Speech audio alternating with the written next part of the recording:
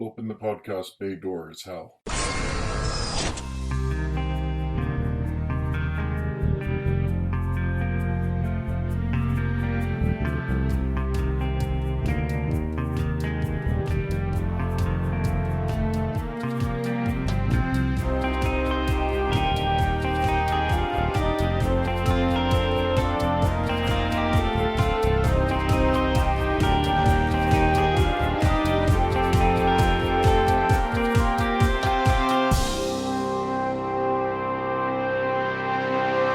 Hello everyone, and welcome to episode 10 of Welcome to Geektown. I'm your host, Kurt Onstead. I've been a proud geek all my life, being into role-playing games, board games, sci-fi, fantasy, and especially superheroes and comics. And I want to help others join me in those pursuits. But I've found that sometimes people can get overwhelmed or feel left out because they don't already have what some consider to be the requisite knowledge to be considered a fan. And that's where Welcome to Geektown comes in. Here, you can ask your questions without feeling like a gatekeeper is calling you out for not being fully versed in every aspect of your new interest. For this episode, we're breaking away from comic books into one of my other interests, science fiction, or sci-fi as many fans call it. I solicited for questions on Reddit, and user Kevin Bev asked, what tool/device/technology was used or created in a science fiction book, comic, show, but was later actually created and now used in real life? That's an interesting question.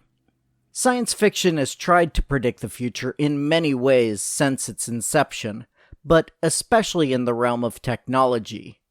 While there have definitely been more misses than hits, creating a full list of all the times technology has appeared first in sci-fi before making its way into the real world would be a full-time job.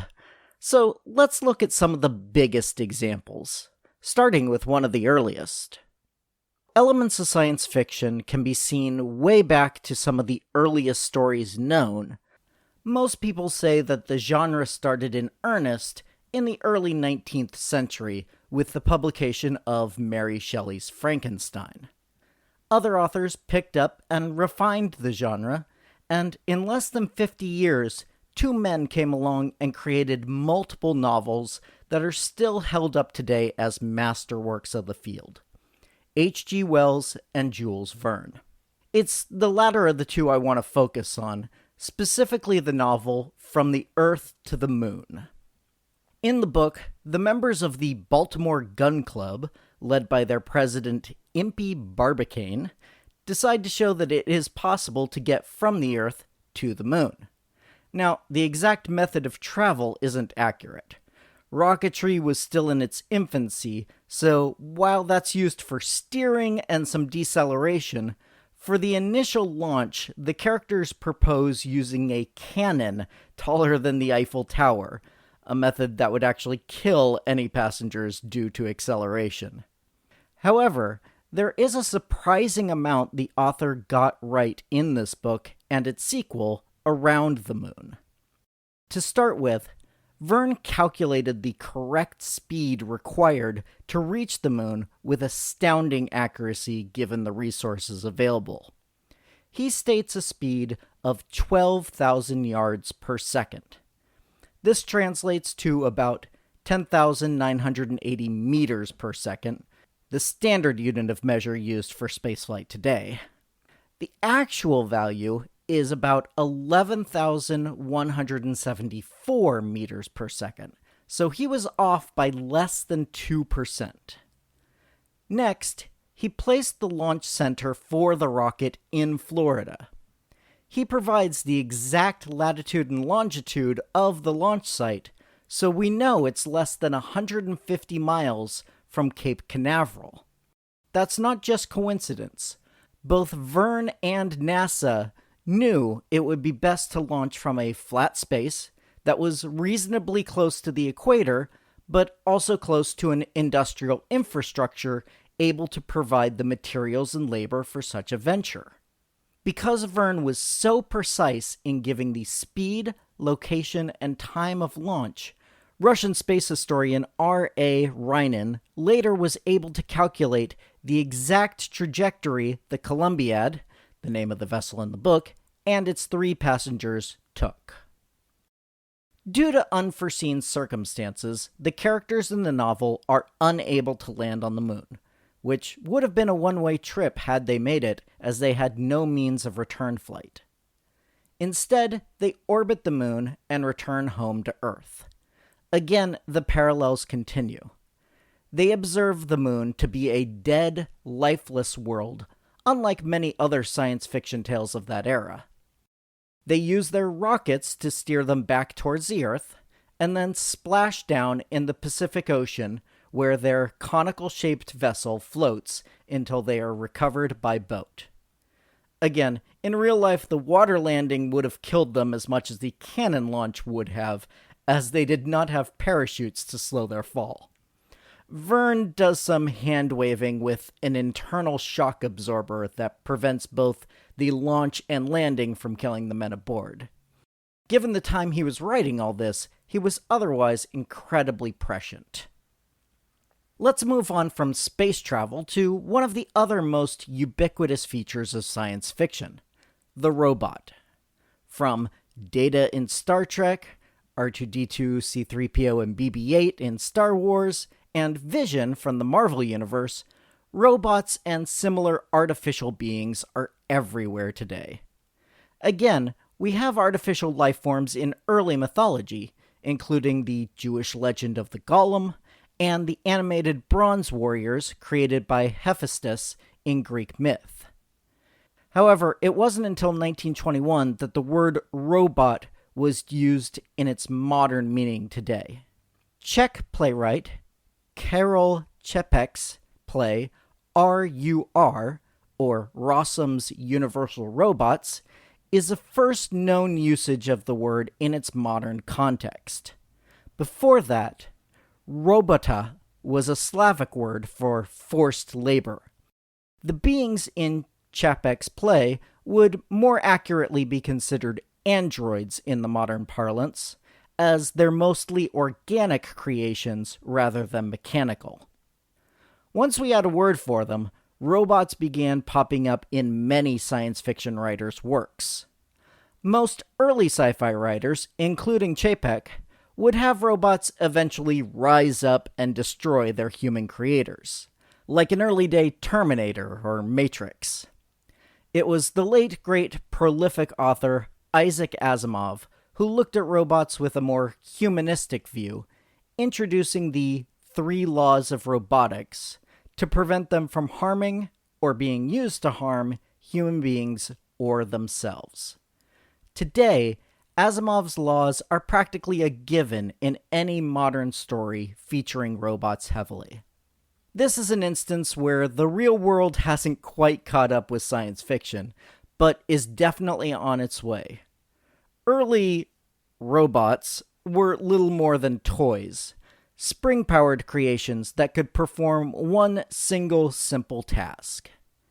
As technology, especially computing power, has improved, so have the robots. Although we don't have the humanoid-looking and sounding android Data from Star Trek The Next Generation walking around, many jobs have been taken over by mechanical beings, starting in manufacturing, but soon reaching out to other fields. To see how far things have progressed, I recommend a YouTube video by CPG Grey titled, "Humans Need Not Apply." I, for one, welcome our robot overlords. I just mentioned Star Trek a little bit ago, and it's nearly impossible to talk about instances of sci-fi technology becoming real without bringing up Gene Roddenberry's long-lived show and all its iterations. Many scientists working today will tell you that they were inspired by Star Trek, and are specifically working to move us towards that vision of the future, one step at a time. Here's just a few examples.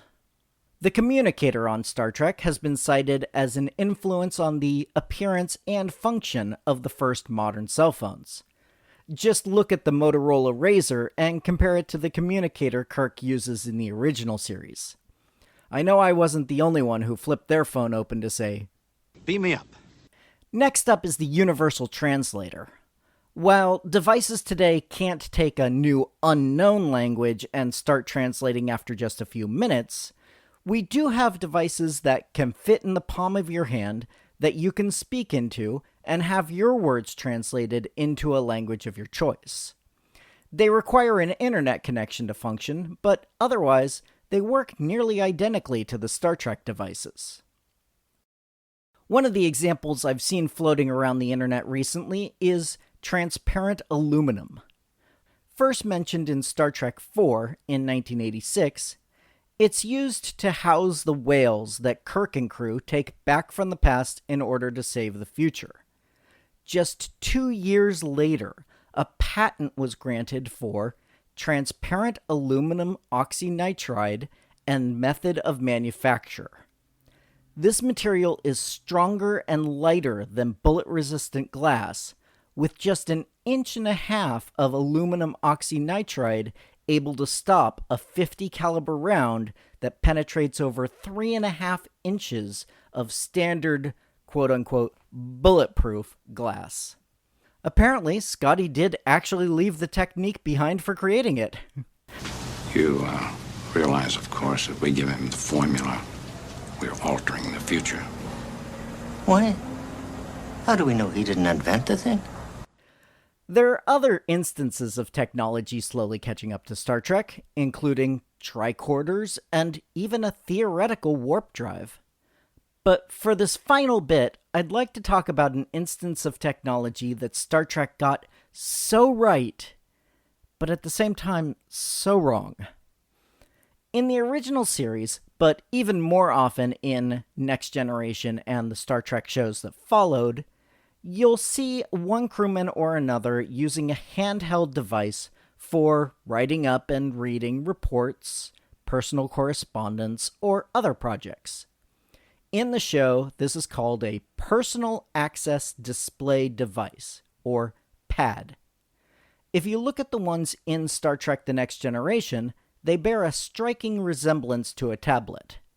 In fact, Apple even named their tablet the iPad, in homage to this ubiquitous device.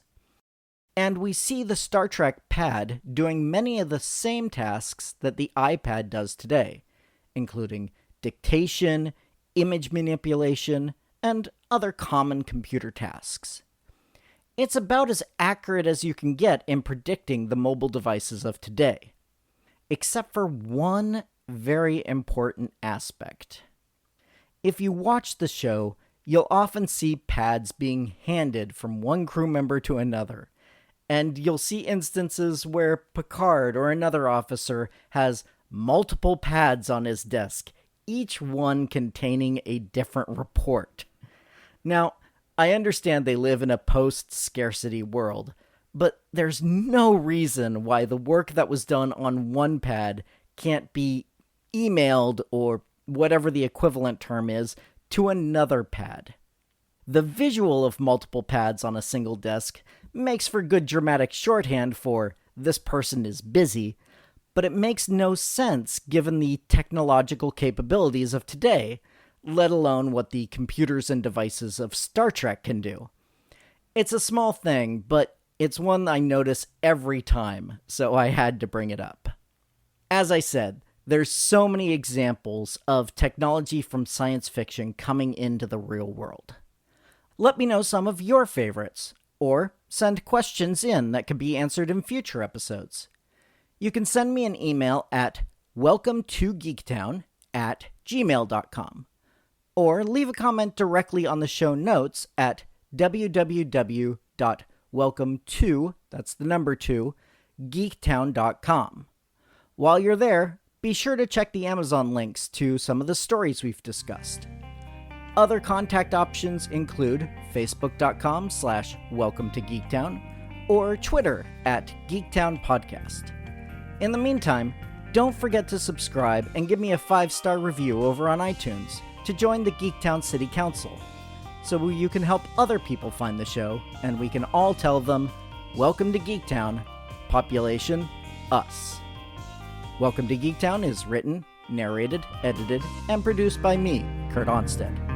Theme music is by Aaron Levitz, logo art by Archie Santana. All other sound clips are the copyrighted material of their respective owners, and no infringement is intended, falling under fair use.